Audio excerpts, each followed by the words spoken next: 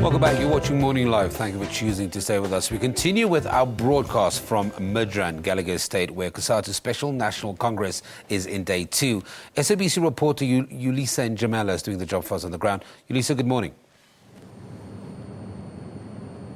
It's a very good morning once again, Sam. At least it's warm in Midrand this morning at Gallagher Estate, even though many of us are actually still tired because the comrades kept us here until very late yesterday. We start with the conversations moving forward with the day, the Special National Congress, the much-awaited Special National Congress of Cosatu. And we start off with Mike Shingange of Nehao. Thank you so much for joining us this early in the morning. First, let's talk about the issue that this Congress's theme is unity and cohesion. Yet there are people who are on the outside. How do you achieve that when you have unions and people you've expelled within the federation?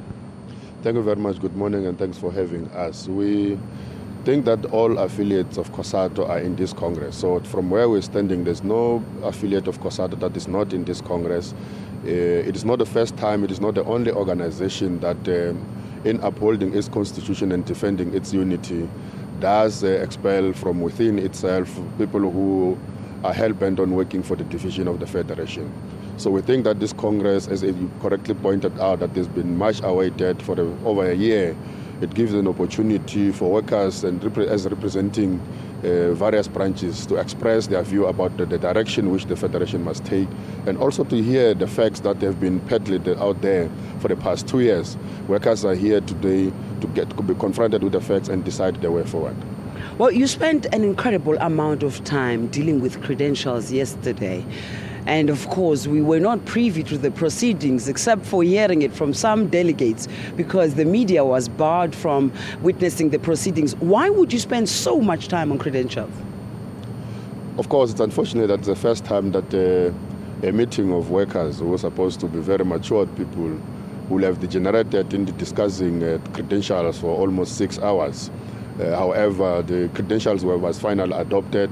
I must say that the contentious issues were not really about the numbers that each union is supposed to have, because those were adopted in the Central Executive Committee as audited membership from each union. So there were no question about it. But of course, there were affiliates that they were questioning the status or the legitimacy of some of the, in particular, the new affiliates of Cosatu, Lemusa, and also the second deputy president, who they alleged, according to their interpretation of the constitution, shouldn't be the second deputy president. But however, from where we're standing and including the decisions of the Central Executive Committee, all is well in the good. That's why, in fact, the delegates in this Congress has confirmed through voting. I'm sure you will know that 1,752 have said there's no problem in our credentials. And as we wrap this, Mike, you do know, of course, like you're rightly saying, that it degenerated and some of the other unions were sympathetic to Vavi and NUMSA, wanted other aspects to come out. However, there's also the issue of the agenda. There's leadership, there's unity and cohesion that you're going to deal with. Does that mean this is going to turn into an elective Congress? No, it's not. We're discussing the unity and cohesion as what it was in the notice of the Special National Congress. In terms of our own constitution, the Special National Congress discussed only those issues that the Special National Congress was called for. There's a document that it's a work in progress about how to build the unity and cohesion of the federation, and leadership is critical in building the unit. So the item leadership, it's critical, and it's in the context of the unit of the leadership first and foremost, the commitment of the leadership to drive and lead the implementation of the resolution of the federation, and also to work very hard that they will achieve unity as a federation. That's the context of the leadership, not the election. We're going to a Congress in 3 months' time. That's where it's going to be an elective conference, not the Special National Congress. I'm afraid we don't have much time. Thank you so much for joining us this morning. Mike Shingange of Nehao, just recalling what happened yesterday, and for the benefit of our viewers, making sure that we know and we're up to date. We're talking to all sides of this divide, of course, and now we're joined by Katishi Masimula of FAO. Katishi, thank you so much for joining us. First, you were overwhelmingly defeated yesterday, weren't you? Well, we were defeated in terms of the numbers, the results of voting, but we don't think that on arguments we were defeated. We think that we enjoyed a wider respect because we had good arguments. But the point about it is that the credentials were adopted, and what you wanted, you're not going to have. Zingi Swalos is going to remain as part of the Congress. Limusa is going to remain as part of the Congress. Vavi and NUMSA are not going to be part of the agenda. Yeah, look, we have made observations, and then we are concerned about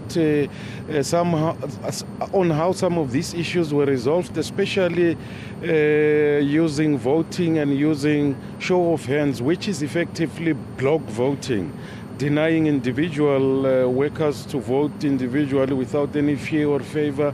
And these are some of the concerns we will be expressing in the proceedings today. What happens then with the 9 unions that are sympathetic to Vavi and NUMSA? We continue to participate in the Congress. We are the one who called for this Congress. All the weaknesses that we observe, we will take note of them, and we will find time to raise them with the President and with the leadership as concerns that we have. And we hope that the Congress will attend to them because these are serious concerns. And are you going to sheepishly walk back into the Central Executive Committee meetings that you'd boycotted? Well, at the end of today's proceedings, we will be able to make a final determination. Remember that this Congress started was a good sign, but as to whether it is being conducted in a manner that is acceptable, it's a determination we will make this afternoon, and that will inform whether we go back or not at the Cosatu CEC. Katishima Simule is FAW's General Secretary. Thank you so much once again for joining us this morning. Well, we'll continue with these conversations throughout the day. Comrades or unionists are expected to start trickling in any time now. The Congress today is supposed to start at 9 o'clock. We'll bring you all those as they happen. But for now, let's take a break.